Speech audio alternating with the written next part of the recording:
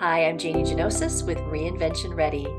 My guest, Heather Zeitzwolfe, is a wealth of information on all things money. She started her CPA career when she was in her 50s and is pivoting again and is going to tell you all about that in the episode. I'm so excited to have her on the show. Heather, welcome. I'm very excited to be here. Yes. I love your authenticity. And I met you, I'm getting to know you better, like over the last few weeks. We just met over on another Zoom get together.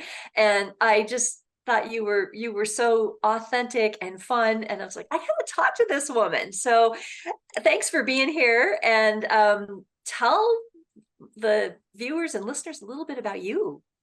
Well, thank you. And you had also mentioned, like, I said probably like, I'm vegan, because how do you know someone's vegan? They tell you they're vegan, right? And Right. so then you were like, I'm vegan too. So of course, when you're vegans, you bond immediately because there's so few of us out there and we want to spread our message because it's so important. And so, yes, I'm a vegan. I'm also an accountant. I don't know if you're seeing video. I don't look like your normal accountant. I don't wear a suit and tie, although I do have lovely suits in my closet. I have to admit that I have some fashionable suits, but I don't generally wear that kind of stuff. Like today, I'm like got a beanie on, but so I'm more casual that way. But I'm not casual about people's finances. So I take that very seriously. I love working with creatives, and I started my business later in life in my 50s. And actually, accounting is something that was a pivot for me in my 40s. So I had studied it.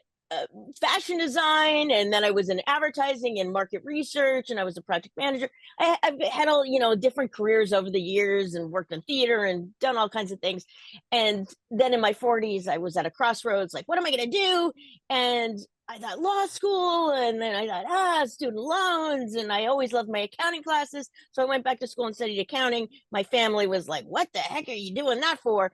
But it makes sense to me. I'm a Libra. I love the debits and the credits. I love the balance and all of that. And I'm a nerd at heart. So even though I've got the creative side, I also have that analytical, nerdy side. So, yes. So that's kind of me in a nutshell. And like I said, I started my business later in life, but I have to tell you that these have been my favorite years of my life in my 50s. So That is there you awesome, because go. this is all about making the rest of your life your best life. And I think there's no time like today to start and to change and to do something different if you want to, because we are only going to get older, not younger, until somebody figures out how to reverse time. So, Or a time machine. or well, a time machine could be really, but I think you're still going to get older. So, if I go back to Mm, 1981 when I graduated from high school, I'm still going to be the same age I am. So, um, yeah, yeah, yeah, but yeah. if I could go Mm. back and know what I know now and be like 17 or 18, oh man, that'd be fun, to I know, because when you're younger, I just think back at, like, I always thought that I was outspoken and all that kind of stuff, but I went through a phase in my life where that was sort of shunned upon. Like, people are telling me, like, oh, you shouldn't say that, or this and that. And so then I kind of became more timid. And I look back at those years, I'm like, why did I do that? I was just like listening to other people telling me, oh, that's how you should behave. And now that I'm older, I'm like, screw that. I'm just going to be my authentic self. And it feels so much more comfortable to be that, and to be able to speak out. And but there were times where I look back and I'm just like, oh my god, I want to shake that person. it's like wearing somebody else's glasses Yeah, or yeah, shoes. exactly. It's like when they're not right for you and it's not right for you, it seems like but it's hard to be authentic. But talk a little bit about, I mean, what challenges did you face?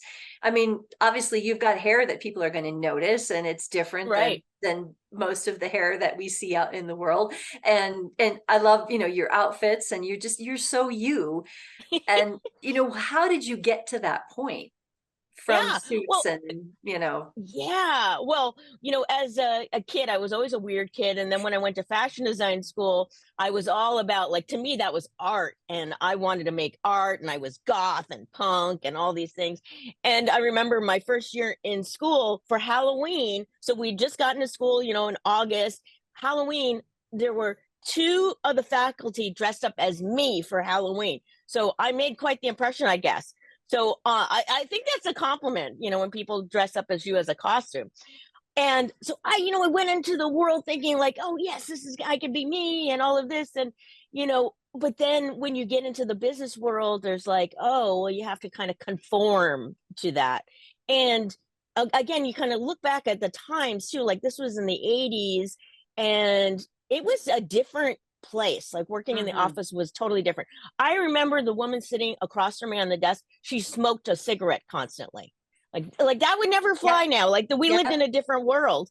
And so there was expectations around that. And then, you had to dress a certain way. And Mhm. I just, it's like putting a square peg in a round hole for me. And, I kind of did that when I went to business school. And I was like, the worst thing to me is I think back when after I graduated from business school, I'm like, okay, I have to get a job. I got rid of like all my goth clothes. I gave it away to this. There was a church that was across the street from me, and they had a thrift store. And I gave them all my goth clothes, and I went to the Gap and bought clothes from the Gap. Nothing against the Gap. It's just not my Yeah. style. Like Old Navy, and like I was trying to like J. Crew, like I was wearing that stuff. I never went down the khaki route, thank God. But so I was trying to like be something that I really didn't feel was authentically me. And when I look back at those pictures of me, I'm like, oh, that doesn't even like I don't look happy. It just didn't feel right. So yeah. So but I think as I got older, you start to be like, screw that, I'm going to be myself. Mhm. So And so you just did it. I mean, you just, yeah, I just it did it. sounds Yeah. almost like being yourself was easier than being Heather Gap. Yes, exactly, Yeah, exactly. So yeah. yeah, I mean that was just a phase, that I went through, but I went through Mhm. that phase, and it's still, I look back, I'm like, ugh, And we ugh. had to, I mean, we had dress codes when I worked in the financial industry, and oh my gosh, they told us how long our skirts needed to be. We had to wear pantyhose. We couldn't wear open-toed shoes. And Right. it was all of this just blah stuff that I always looked at it though as I have a theater background too. Interesting that we both do, but it was like a costume to me. So I'd be Yes, like, that's what I I'm think going of it. to, Yeah. yes, I'm going to go in my big shoulder pads back in the day, and my Yes. masculine suit with my skirt that is below my knees, and my hair up or whatever. And yeah, and now I think we live in a world where it's easier to be authentic, and we're more Hmm. accepting of people that don't necessarily look the way we do or dress the way that we do. And I'm kind of re-embracing my bohemian hippie, because I think that's where I like, and it's like it's the days when I get a dress like that, I just feel like, I mean, I do athleisure, and I like, the Gap and Old Navy sometimes, but it's usually just every once in a while I get to be hippie, and it's like, Yeah. that's really me. So it's fun. It's like you inspire me to wear more of my hippie clothes, and Oh, yeah. so I actually I kind know of have it. a hippie shirt on today, so Yes, yes. So the power suits, yeah, I always called my suits my costume too. Like I got to yeah. put on my costume, like it felt like a show, it's like, but truth be told though, I do love costumes. So I have a big costume collection. I've got, I mean, so many things of like I have a huge wig collection. And yeah, so I love costumes, but that was not a costume that really felt comfortable to me. So. Right. Yeah. Yeah. It was, and there's a lot of studies out there that talk about like comfort level at work. And if you Mm, can find a job where you can be as close to your authentic self as you can be, you're happier at work. Regardless of yeah. what you're doing, it's not so much what you're doing, but how you can, if you have to put on a facade every day or act a certain way that isn't the way that you want to act.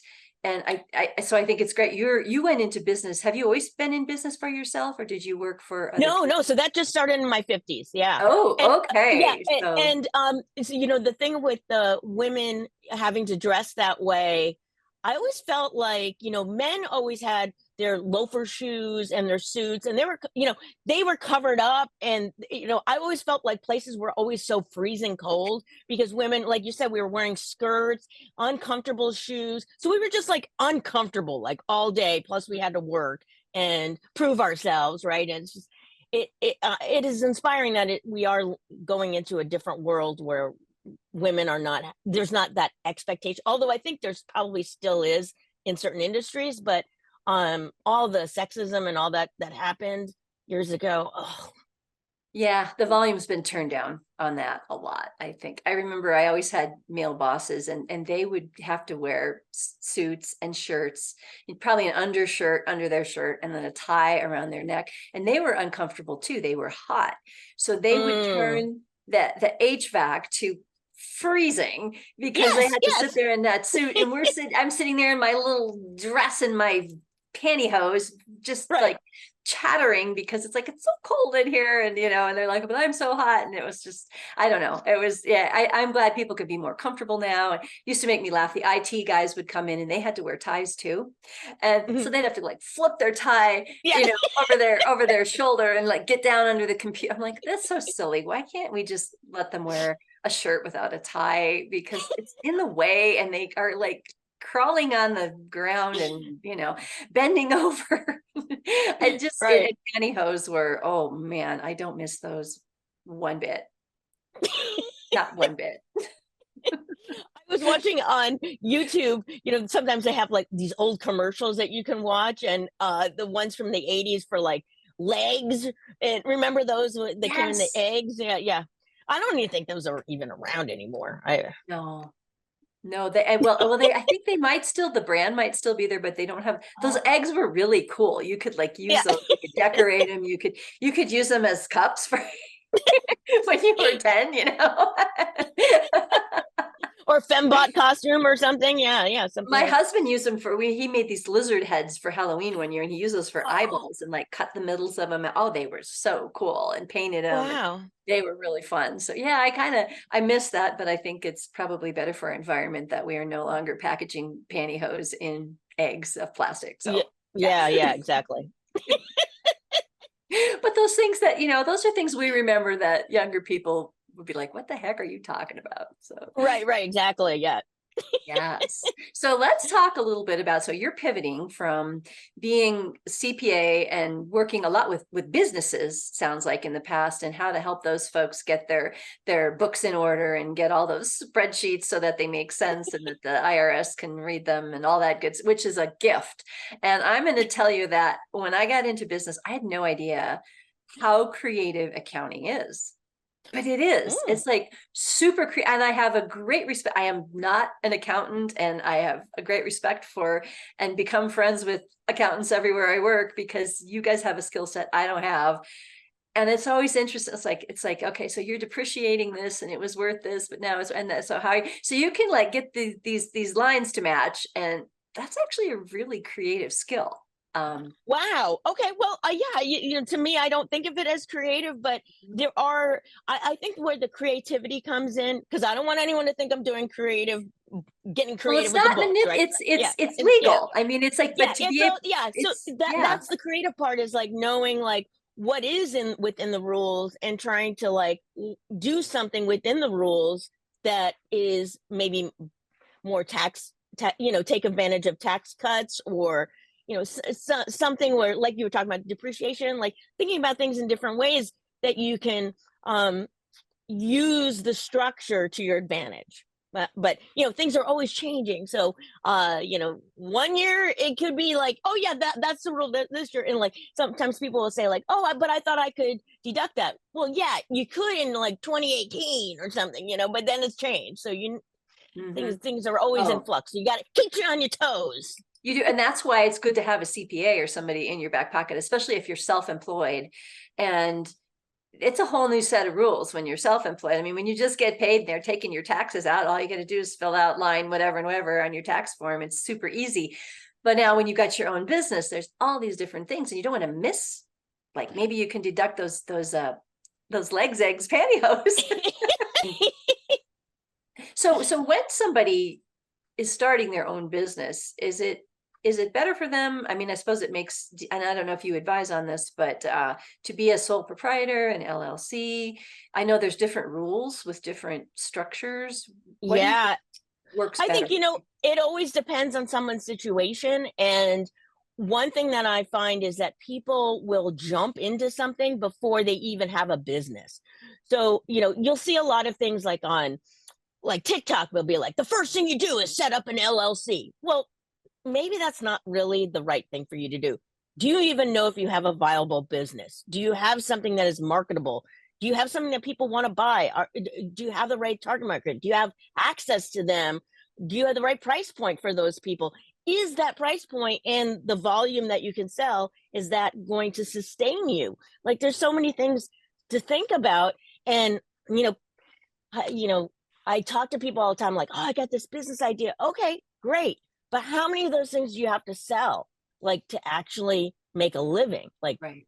Like you said, these people are used to getting a paycheck. Well, you don't have that anymore.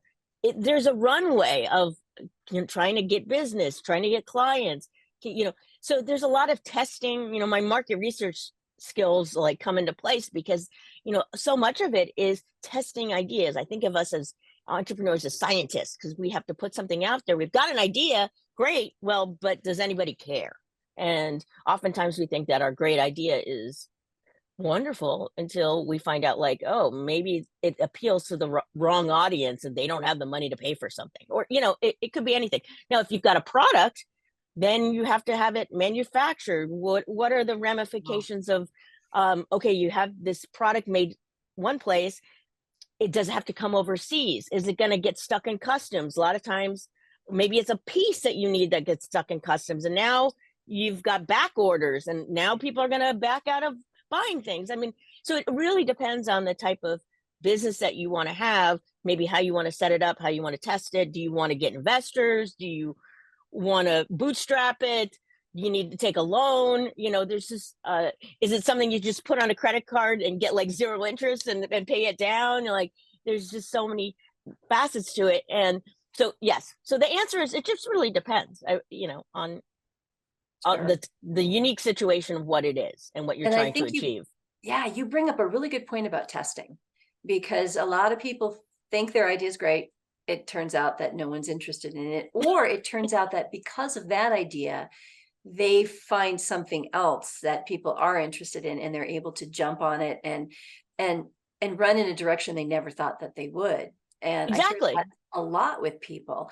And so you said you went in your 50s into business for yourself. Now, did you go through a lot of those growing pains, or Yeah, yeah. So when I hit this point in my life where I was just like tired of working for other people, and I had this temp job that ended, and I was able to collect unemployment, and I was lucky in my state that they had a program where you could start a business and you had to come up with an idea and show them a business plan, and they would allow you to collect your unemployment while you started your business.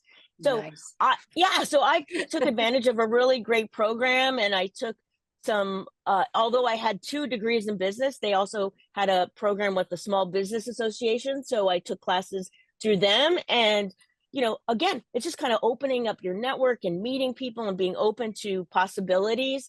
And I think in the beginning, you have to be sort of open to saying yes to certain things, because like you said, you don't know how that path is going to open up to different things. So you might have one idea and then it turns into something different. So because I had to present my idea to the state to collect my unemployment and start a business, I had 2 options in my head. I was like, do I want to be a vegan coach and help people that are not vegan become vegan? And I'm not a nutritionalist or anything like that. And then I thought, well, or the safe route would be just to stay in accounting and try to do something around that. And I was like, okay, at the time, this is pre-zoom, Zoom heyday with the COVID. I was thinking, like, I gotta go places, I gotta go to people's homes. And at that time, I still hadn't gotten my driver's license, which we can talk about later, where I got my driver's license at 54. So I'd never driven and all that kind of stuff. So and I was kind of like, this seems like too hard to get off the ground. And so I went the other route of the accounting. But the vegan coach thing has always been like part of, like, I want to do that. That's So That's your Yeah, passion. Yeah, that's where my passion is. So I have combined, veganism with my business with accounting, and so I'm known as like the vegan CPA, and I have a lot of vegan clients. I offer a vegan discount. So that is like one aspect of my work, and I always drop in veganism wherever I can in my business. So I had a podcast, and again, like you just never know how things are going to roll. Like I had a coach that I was working with, and she was saying, I think you should guest on podcasts. And I'm like, okay, I don't know any podcasters. I guess I'll just start a podcast myself. And that way I'll start to meet people in podcasting. And then that sort of like became something where I started meeting a totally new group of people. And like it opened up all kinds of avenues in my life. And my life has not been the same. So, I mean, there's so many people that I've met. Like when you go back and kind of follow the dots of like where the point was where this person then brought you to this person to brought you to the next person. A lot of it goes back to podcasting. Also the business thing that I took, the class, and meeting those people, and then being in Toastmasters and doing comedy, and there's all these little things. And so I don't know if I answered your question, but Well, it's a journey. It sounds like it's a the journey. journey. And speaking of journeys, you're swinging back around to the vegan coaching. Yes, yes. Yeah. So, I have reached a point where, I've got, I'm going to keep my business with doing tax and bookkeeping and advising, financial advising, and all that in people's business. I also have a real passion for AI, and I've been going down that route. So, I'm interested in helping people with that aspect. But because I have this project management background, I've got this creative background and a financial background, like I want to kind of bring all of that together and help elevate vegan businesses. So there's so many vegan businesses that I see go out of business, and it's so sad. But when I look at people's books, you see a story of what's going on. And some of the vegan businesses that have come to me, late, comes late. And then you can see like all the mistakes that they've made and how they could have done things better. So I want to be able to help vegan businesses, but also part of my new adventure, I'm calling myself the Savvy Frugal Vegan, is I want to help people that are not vegan transition, or at least try out a more plant-based diet. And a lot of people say like, oh, I can't give up cheese, or you could never give up this or that. It's like, well, there are other ways of eating that it doesn't require like fake meats and all that kind of stuff either. It can be very healthy and delicious. And so you'll forget about those other things if you eat these things. And then people think like, oh, it's so expensive. But really, it's not expensive, especially if you're not buying all of the processed things. So I'm also, so part of my thing is going to be to also help people be, find low cost ways of eating organic, healthy foods. So that's part of it. Yeah. And then there's going to be a travel aspect as well, because I love to travel. I love to save money traveling. And so I'm trying to combine them all together. So in my mind, I've got this thing that I'm thinking about, like entrepreneurs, maybe digital nomads, cooking, maybe some kind of retreats that incorporate cooking and business. And yeah, so it's a triangle of things that I'm thinking that will work together. So yeah. And I think when you're vegan, people that aren't vegan, like I want to go see the eclipse, and it's probably going to have to be on a cruise, the next one coming up in 2026, because I saw the 2017 and I just was in Burlington, Vermont with my kids and my husband watching Totality, and it was just, I was like, I'm hooked now. I'm totally hooked. But I'm looking at these cruises and I'm like, well, they have a lot of stuff, but I've been vegan for 11 years, gluten-free for like 20, not by choice. And I started a blog. This was really kind of pre-podcast. That was gluten-free vegan.me was my wow. my blog. It was a cooking blog. And it was because my husband said, well, you make all this good stuff. You should really write it down. And I thought, there's got to be people out there who want to eat healthy or want to eat vegan, but they're like, well, I can't because I'm allergic to this, or I can't have that, or that's one of the things I've thought about doing too, is like helping people to create this lifestyle with limitations, because you can do it. I mean, I've been doing it for 13 years. So living proof that you can absolutely do it. And it was super fun. I did the blog through about 2015 and then got into yoga teaching in my 50s. And so that became my side gig passion. And I kind of stopped writing down what I cooked because it was, it was fun, but I don't know. It was too much work to do all of that. So I ended up teaching yoga. Do you have the blog still? Is that still out? It's Is it still up, floating out and there?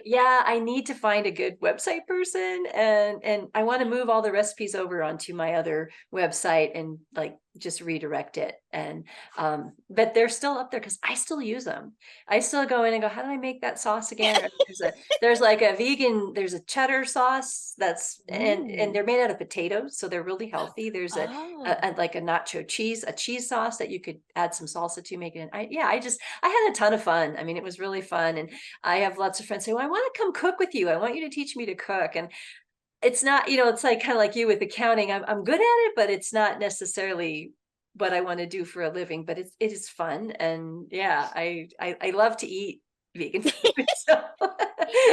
So you mentioned the cruise. So I've been on, last year was the first year I've ever been on a cruise. And I think I was on like 5 cruises, and eating vegan on cruises is actually doable and gluten-free. One of the things I love about being vegan when you go out to eat at non-vegan places is you usually are looking at the sides.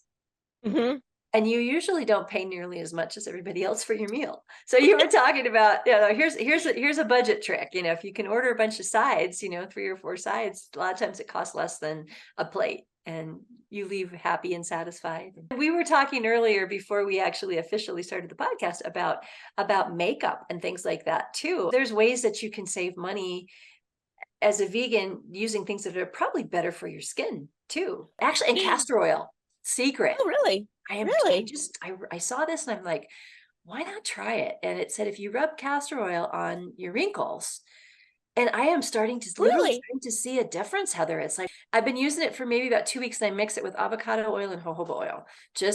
I have my own little bottle of it and then just squirt a little bit out and rub it on my, And it doesn't get all greasy? Well, I live in Colorado, so it soaks in. Oh, okay. Yeah, It's I very think in dry. Portland, the grease would just like stay. Yeah, but surprisingly, if your skin needs it, it'll soak in. You can always dab it off, with a Wow. Interesting. But see, the cheap remedies, like old-fashioned remedies. Cheap. And I mean, I love Pacifica, that's I think a good vegan brand and I've tried their collagen. Yeah. Some of it's good, it's okay, and I don't like to use all the chemically stuff. And I'm like, what the hell? Let's just try this castor oil. And you do have to mix it with some carrier oil just because it's so sticky, Yeah. and it also is nice on your lips. And it's like, yeah, wow. I've just been rubbing it everywhere from? And it's so cheap. And what does it come from? I mean, it does. Yes, a castor bean. I don't know what a castor bean is, but yeah, it's a very, very thick, oily. It's like thick oil, it's like sticky thick, but it's it soaks in. And I like jojoba. That's also a bean, and that's supposed to be the closest to your human skin oil. I never knew that. And then I just like avocado because when I'm messing with them and I get it on my hands, I always rub it in, and it's like, oh, this is so nice. And I'm like, well, I had that for cooking, so I'm like, I might as well throw that in there in the mix too. The things we do now to take care of ourselves are going to mean that, I mean, if I want to live to be an old person, I want to be a healthy old person. I want to be able to be sassy and feisty, and my brain works and my body works good enough that I can get around. And, there's not much joy in living if you're sitting in a nursing home looking at a wall. So, I want to live my life and be healthy. So whatever I can do. I think veganism is a great, Dr. Michael Greger. Oh, he's got the Hmm. best How Not to Age and How Not to Die. Those are, Yeah. and How Not to Age is new. And that is, if you don't have that book yet, I recommend I don't everybody have it. read it. Use it. It's more like a resource book. So you can look up. Oh, So if you're having issues with, hormonal imbalances or something, he's got a whole chapter on that talks all about that. He uses research from all over the world. He has a whole team it's all nonprofit. He doesn't make any money on the books, and they just want to get the research out there. And it all points towards eating more plants too. So yeah. And he's very spoiler alert. funny. Yeah, he's He's very hilarious. funny. Yeah, Yes, yeah. yes, he really is. I've gotten to meet him a few times, and he's just a great guy. I'm having so much fun talking to you. I just looked up at the time. I'm like, oh my goodness. Oh Okay. my gosh, we've been yapping. It's because we're talking about something that we love, and life is better Yeah. when you can immerse yourself in something that you love. And I think we both love that whole vegan lifestyle, and also that authenticity. It's like it's just nice to talk about that, because a lot of times I don't tell people I'm vegan because I think if it doesn't seem to make sense or need to be discussed, it's easier sometimes because a lot of people judge you. Mm. They go, oh yeah, you're weird. Or, I think it's also maybe they feel a little guilty. I have a Maybe. feeling that it's like some kind of like guilt. Like Or they they think you're going to try to convert them. oh And yeah, yeah, yeah, yeah, yeah. yeah, Mm. yeah, which I which Because I we're a don't, cult. We're a if cult. people ask questions, I'm more than happy to answer, but Yeah, it's like I just figure I just live by example, and right. say, wow, your Exactly. skin looks so good, and you're how old? And I'll say, well, it's because of this and this and this. Yeah, yeah. One of our friends calls us my husband and I vampires because we don't seem to age. She says so. My husband and I, same thing. We went vegan. I was 48, he was 58. Mm, And so we've kind of like aged so slowly. I mean, it's like it really slowed down the aging process. So I would definitely recommend people give it a try. And there's so many great resources out there. You're going to have a new one for people to find. yeah, Make sure you share that website with me. We'll put it up here, links. yeah.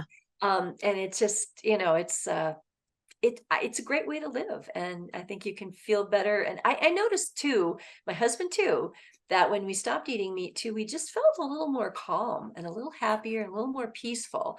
And Hmm. I don't know if it's because it feels like, I think our digestive system, our teeth, you can look into all that, we're really designed for plant eating. We are plant eating machines is what we are, and it's Yeah. when again, it's trying to put that square peg into the round hole, and we've been taught that this is how you're supposed to eat, and maybe not, and Right. And maybe when you think about, and I don't want to get too heavy, but like if you think about things are like everything is energy, and yes, when you think that okay, you're eating something that's been really murdered, right? I yes, mean, it's lived a life of violence, being, maybe in solitude or being mistreated, like I mean, all these different things that happen to the animal. This is a being that has feelings, and they've trapped them in these, either if it's a cow, it's like constantly being milked, and till it has pus, and then they keep milking it, and I mean, it's just like so many horrible things. And the mhm, chickens on top of each other, and then like yeah, chickens have a pecking order, but you put all these in, I'm going to say quote unquote free range, but they're really just in a barn somewhere. And yeah, like all these things, all this trauma that these animals have gone through, that energy is going into the meat, and then we're eating that. So, hmm, and digesting it, and that's going through our bodies. So when we think about like all of that horrific stuff, like when you don't eat that, and then people say like, oh well, plants have feelings too. Okay, well maybe there's, okay, I don't know I where we think they draw the line with do. that, I but think they yeah. have energy too. I really do. I think it's different than an animal, Hmm. but I don't think, I always say to people, well, if you're walking down the side of the road and you see this cute little bunny and you see a big bush of berries, Hmm. do you want to run and grab the bunny and bite into the fur of the bunny with your teeth and your bare teeth and rip it to shreds? Or would you rather go, oh, look at that cute little bunny, I'm going to have some berries? Well, I think 99.9999999% of the people are going to go for the berries, not the bunny. And Hmm. that's the difference between us and a carnivore. Because if I'm a cat, I'm not going to give a crap about the berries, but that bunny looks delicious. Or if I've seen Right. a hawk catch a rabbit. I mean, boom, it's like the rabbit doesn't know what hit him, literally, and I've seen, birds eat mice on the side of a riverbank, and that's nature for them, but I would Hmm. never want to go eat that mouse. I mean, it's like, Right. And and so when we yeah. started thinking about what are we really designed for, and I think there might have been a time out of necessity that people had to eat that. Hmm.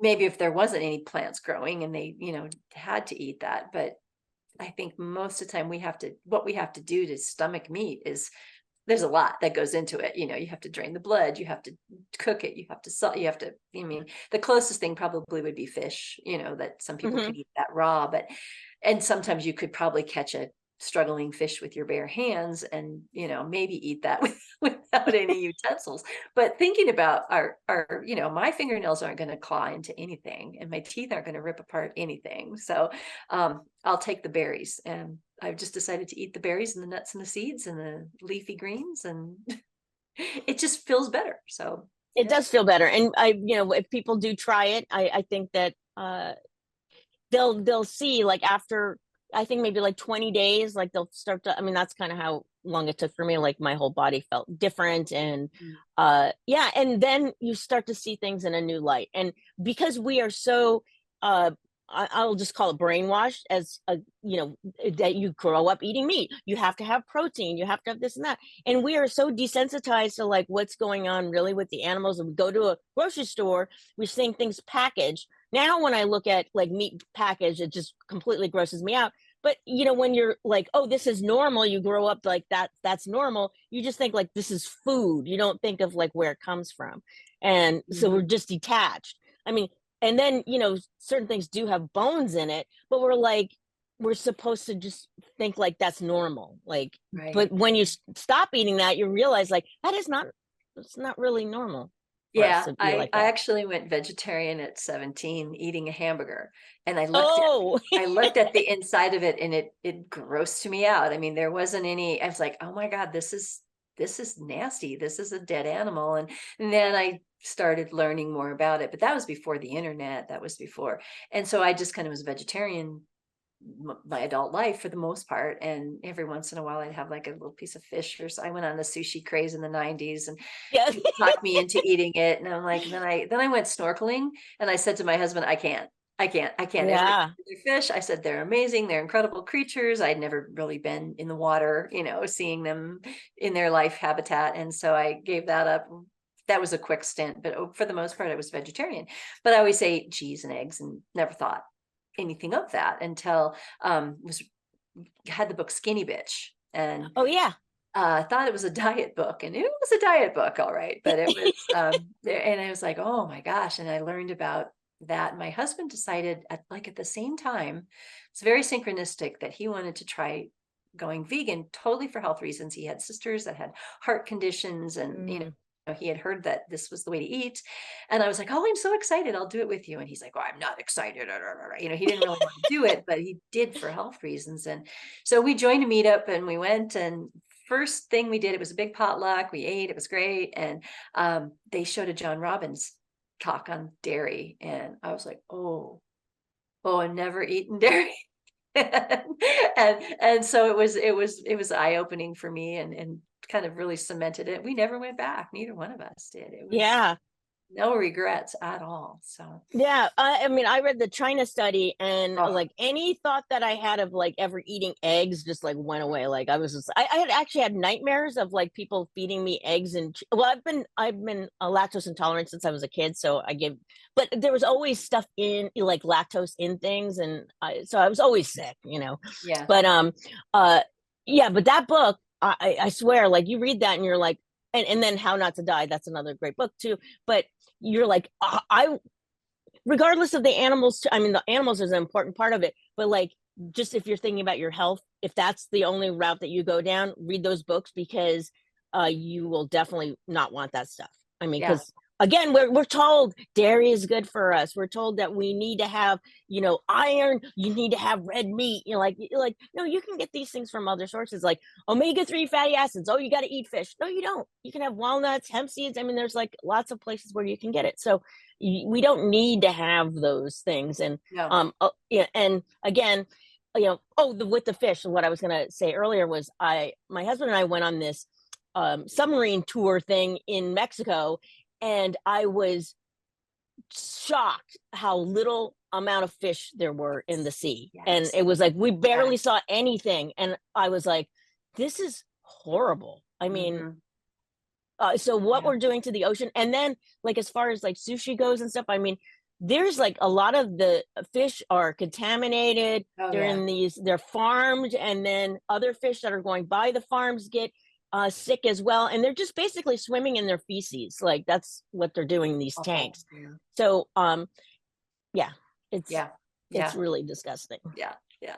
Well, we're on the same page, and if other people watch this, hopefully they'll give it a try. Yeah, it's really, we're not that weird, and it's a great way of eating, and nobody feels deprived. So Yeah, and I'm nothing against anybody that is eating that way. It's like I used to eat that way. My dad had a fish too. market when I was a kid, so I grew up on that stuff. So it's like, you find your way to these things, and again, it's just quote unquote normal for people to eat meat in our society, and so it's kind of changing your brain to something completely different. It can be hard for people, because Hmm. they meat and potatoes, like my Yeah. mom was from Minnesota, like that was a meal, so Yep. Yep. how are you not going to eat if you don't have those things on your on your plate? Exactly, exactly. Yeah, it just takes a little knowledge, and there's plenty of people out there that are there to help too, and you're going to be a great resource, I'm sure. So, and here I am being a resource. I wasn't expecting a vegan conversation today, but thank you, Heather. This you made me be brave and kind of, talk about, I touch on it from time to time, but we got pretty deep into it. So, Yeah. Oh yeah. yeah, so thanks for that. I think it's important information for people. So Yeah. yeah. Yeah, and good luck on your new venture. Thank you. I hope we can stay in touch, and looking forward to what you're going to offer. Thank you. Yeah, Oh, well, you'll have to be on my podcast, so I would love we'll that. yeah, yeah, totally. Is there anything else you want to share before we wrap up Yeah. today? Well, if people are intrigued by me, I will be on the socials very soon as Savvy Frugal Vegan. So you can find me there. Right now, you can find me at Get Rad Biz on Instagram. So if you want to look me up and reach out to me, and I'm happy to answer any questions about veganism or business. So Or I vegan flow both businesses? ways. Or vegan businesses, yes. Sounds great. Heather, thank you so much. It's just been a real pleasure having you on the Thank you. show. Thank you so much. It was really fun. Thank you. I had so much fun talking with Heather. She is just the most authentic person. She lives from the heart. And I really didn't know we were going to go so deep down the vegan trail, but she's also inspired me to be authentic and brave and talk about something near and dear to my heart as well. So, Heather, thank you for that. And for all of you that are here, thank you for being part of Reinvention Ready. I'm Janie Genosis. Go out and make the rest of your life your best life. Start today. Thanks for being here, and I'll see you soon.